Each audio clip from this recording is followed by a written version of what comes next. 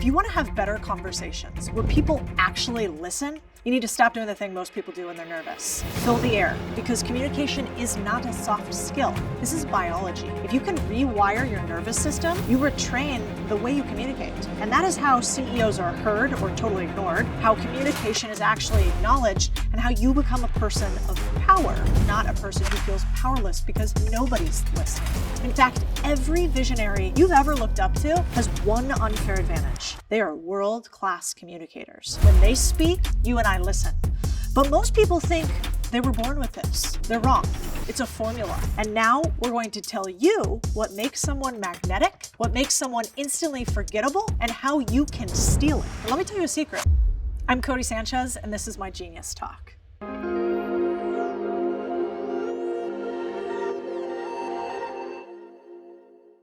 It's not talent, or as the kids say, aura.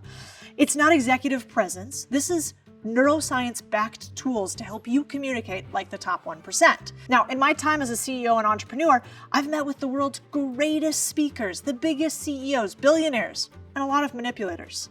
And I've seen how charisma will work in your daily life to completely change the way you do just about everything. So if you've ever been talked over or ignored, then today I'm speaking directly to you. And I'm going to help you change the way you speak in minutes, not years. Let's actually rewire our brains. I'm going to share 6 simple tactics that will help you speak like the pros. And the first one is called the simplicity anchor. There's this brand new fascinating study from the University of Munich that found that when speakers use simple language, listeners don't rate them as simpler. They rate them as more intelligent, more competent, more trustworthy. But when speakers, on the other hand, use overly technical language, what happens? People assume they're hiding something, you're insecure, maybe you're not as intelligent as you appear. So if you want people to think you're smart, stop trying to sound smart. You'll end up sounding pretentious instead, because it turns out people judge your intelligence by clarity, not complexity. So my rule is every time you can't spell a word, you're not allowed to fucking say it. And tactic number 2 is called the neural echo. So there's this crazy fact that neuroscience shows that within 200 milliseconds of you doing this, your audience has already mirrored your state. What does that mean? It means that inside of our brain, there are mirror neurons that force people to physically feel what you are feeling. So people don't actually respond to what you're saying right away. Before you even can say anything, they respond to the emotional signal your words give them. So think about it like this. How many times have you come in and you've been tight? You're nervous, you're gonna ask for a raise, you don't know what you're gonna do next. What happens? Well, if you're nervous, their nervous system tenses. If you speak with certainty about the next moves that they're gonna make, their nervous system calms because your certainty reflects back to them. If you're kind of all over the place and you're not sure what's happening next and you don't know where you're going, they're scattered too. So you aren't just delivering information, you're actually setting the emotional frequency of the room. And the world's most effective communicators, well, they aren't just good speakers. They are actually regulating your nervous system without saying a word. Now, I've spent countless hours in boardrooms, and when it comes to the chaotic nature of trying to get people to do the things you want them to do, you've got to do the opposite of everything you want to do. So I remember vividly one time I walked into a boardroom where they were actually trying to kick me out of the company, and they didn't want me there anymore. What do you think was happening? Well, they were loud, a lot of them were speaking intensely, they were going at one another. So what did I do? Went still. While they were sort of yelling at me, having all these expectations, talking to one another, I let them come to me. Because eventually, it becomes awkward to be really loud with somebody who's very calm and silent. And the next step that happens is it's really hard to push what in business we call a wet noodle. So if the other person really isn't allowing you to push on them, they're not giving you anything back, well, it's really hard to get pushed around that way. Just try it. So in this instance, what happened? Well, I made a promise to myself very many years ago that I would never let myself become small to fit a small man. And so whoever you're trying to convince, their brain is hardwired to mirror your state. If you're the most grounded person in the room, you're actually the one in control. Even if you don't have the seat, you don't have the title, you don't have the cash. I want to talk about one other thing, which is called the orienting response. So let's say you come in, you speak simply, you're calm and grounded. Well, what do you have to do next? You have to grab somebody's attention. You have to wrest it away from the internet that wants to steal every moment from you. And you got to give them something unexpected, because the brain is like a teenage boy following around every hot chick it sees. It's addicted to novelty. In fact, a Russian neuroscientist discovered this thing called the orienting reflex, which means anytime the brain encounters novelty, it basically diverts massive processing power to it. So he figured out that the brain is wired to prioritize surprise, curiosity, and pattern breaks, probably because things were going to fucking kill you before if they were new, more often than not. So the way you start a conversation matters maybe more than the conversation itself. I need you to lead with something that disrupts the brain. That's why one of the worst things you can do the first time you meet somebody is say, "Hi, what's your name? What do you do for a living?" How many times have you gotten that? "Hi, what's your name? Where do you live?" No. We need to break the frame. An odd question, a bold statement, something unexpected. And that makes the brain pay attention, which means instead some of the most intense things you can do in communication is just figure out what is your first question going to be. And it doesn't have to be rocket science, but it will be backed by neuroscience if you say something like, "What are you obsessed with right now? What rabbit hole are you going down?" You're triggering what? You're triggering their brain to actually have that newness bias, right? This is how you become a signal in a world of noise, and it's not that difficult. The greatest communicators do it, and they don't want you to know about it. And this gets into something called the curiosity loop. So scientists at Carnegie Mellon, they discovered that a well-timed, open-ended question basically triggers this immediate hit of dopamine in the listener's brain. That dopamine trigger is what we're talking about. It's not just a feel-good chemical, it's this neurological override. It forces your brain to shift from passive listening to leaning in, actively engaged. So if you want to pull someone in, you don't actually deliver a statement. Let me tell you how smart I am. You actually use these open questions. "Can I test an idea on you?" Again, you're signaling newness. "Hey, do you want to hear something strange that I talked about lately? Can I ask you a question I've never asked before? What are you obsessed with lately?" These aren't just questions. They're chemical hooks inside of your brain. I remember one deal that I closed that I didn't think I was going to be able to close. I didn't have as much money as the other guy. I wasn't as good. But all I asked was, what would make this sale feel like a relief instead of a risk? And I literally watched this man's physiology, his face, change in real time. Instead of coming at me and trying to talk price and terms, he started collaborating, giving me actually the secret to closing the sales, which is what he really wanted. Because questions don't just move conversations, they chemically rewire them. Now, it's not just important how you present and how simple you are and what questions you ask. What's also important is how you sound. This is called vocal entrainment, and this one actually blew my mind. So researchers at University College of London discovered that humans, we subconsciously sync our heartbeats to the rhythm of the person speaking. Isn't that wild?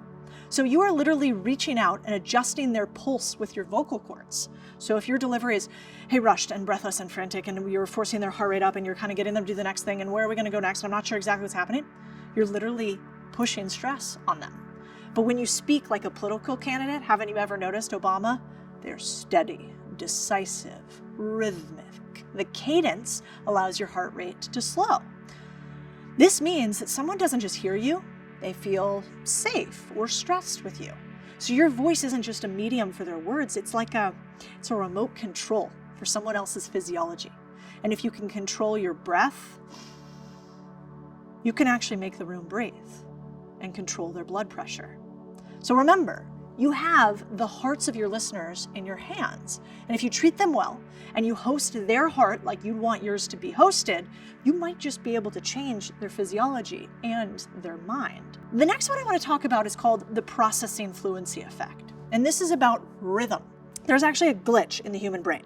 We associate ease of processing with truth. So that means if we can understand it really easily, must be true. Have you guys ever felt this with a cliche? You're like, when the rubber meets the road, oh, never trust this, right? It's like these rhythmic truths that are super simple. Well, a Princeton study on processing fluency actually found that when a statement has a rhythmic or repetitive cadence, the brain says that's a fact. It doesn't even analyze the logic, it just says yes. So if it's easy to hear, it's easy to believe. And this is why all those aphorisms or cliches or common sayings like move slow to move fast, what you track grows, you repeat what you don't repair. Don't they kind of feel like that deep wisdom, right? That's also why some of the biggest communicators in the world talk in sound bites. Whether you hate him or not, Donald Trump. Whether you hate him or not, Naval Ravikant.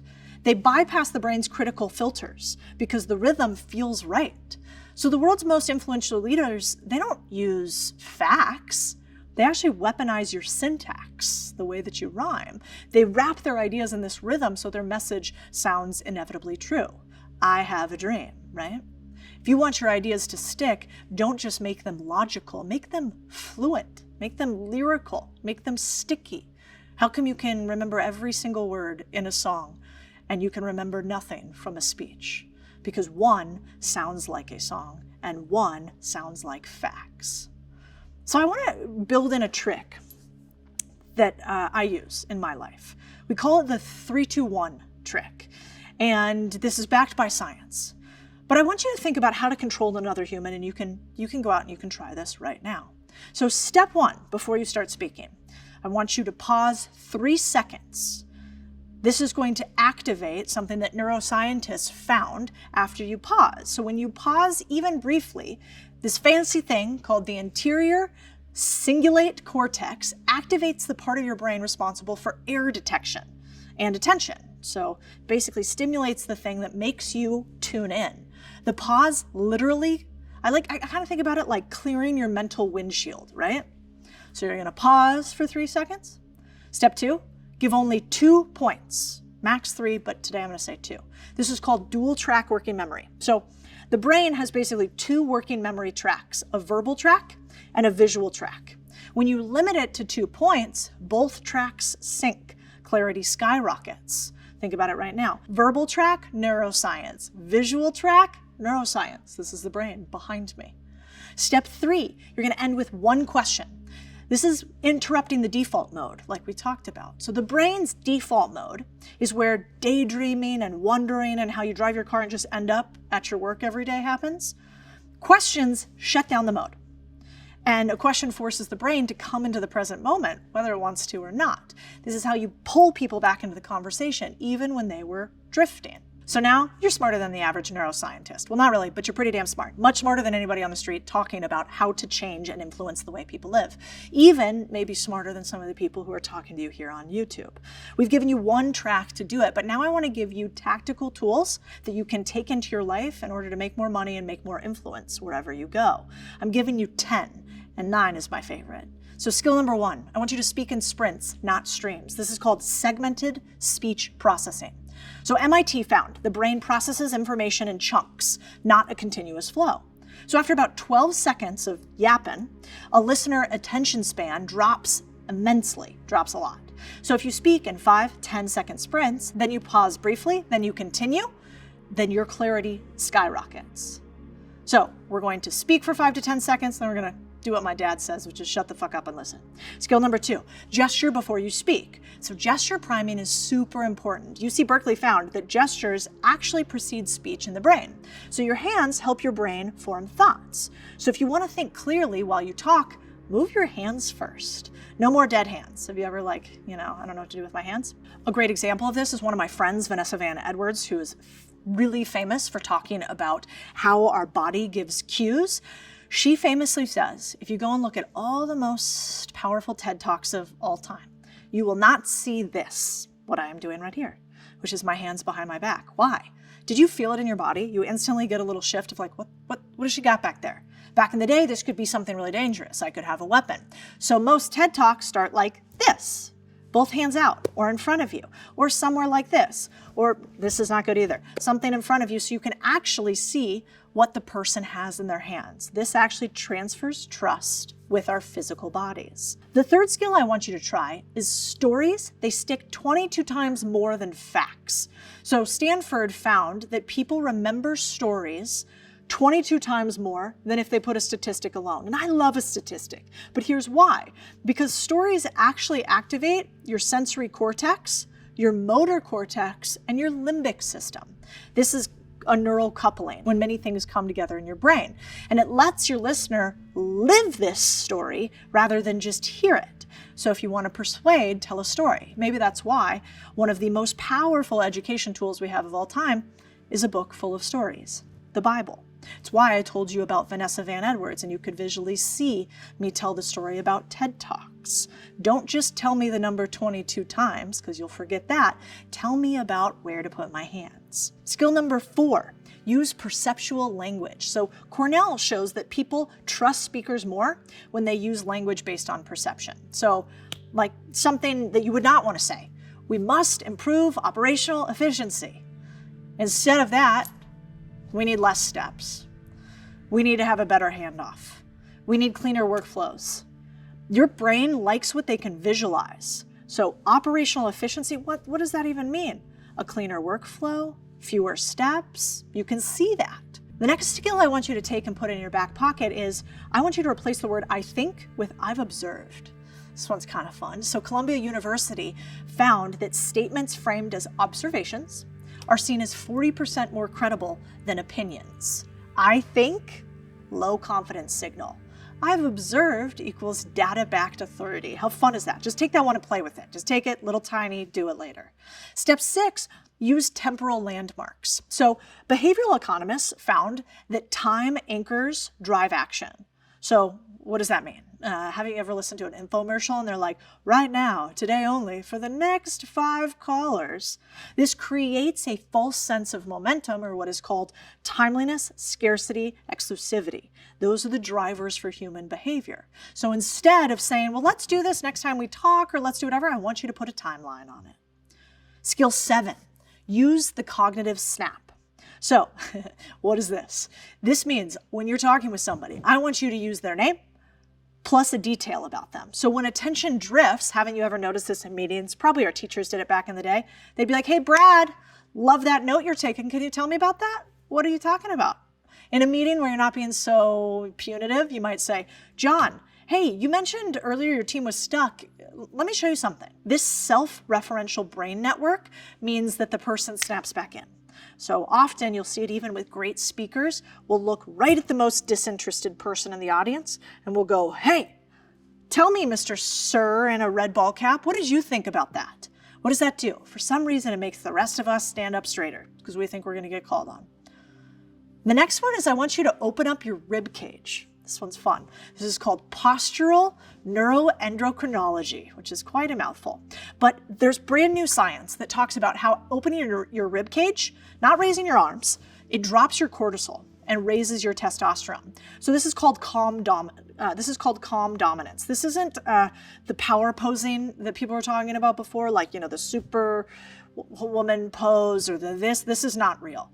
The difference between this, which is a closed, non-dominant position, and this is actually dominance. When you open the ribs and speak like this, one, you can just have a bigger voice because of the way your lungs are situated in your rib cage, but also it projects one way or the other.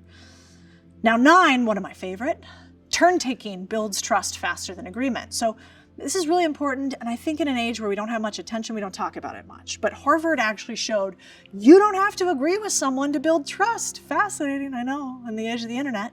You just have to share roughly equal speaking time. So literally, they would put 2 people who couldn't disagree more. You know, I'm a socialist, I'm a capitalist, I hate you, no, I hate you. And they would put them next to each other. And all they would do, these people would be at the opposite end of the spectrums, and they would just allow both of them to speak the same amount. By the end of it, they started to like each other and build trust. So that is why you should talk more frequently with people that you don't like and don't agree with.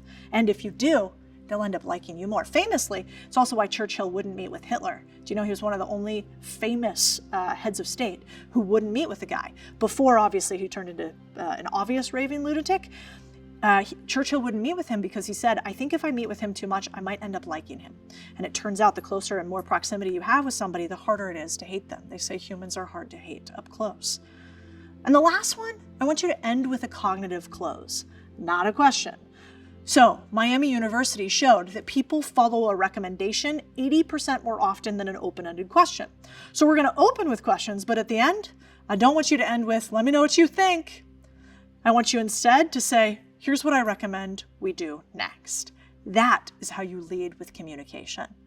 Because if you communicate like this is not a personality you have to have on. It's not about being extroverted or charismatic. This is a biological change. And when you communicate the way human brains are wired to receive, you become someone people can't look away from. You become someone people actually listen to. And you become someone people trust. Maybe you even become someone they follow on YouTube. And that is how you become a big deal. Now go talk like one.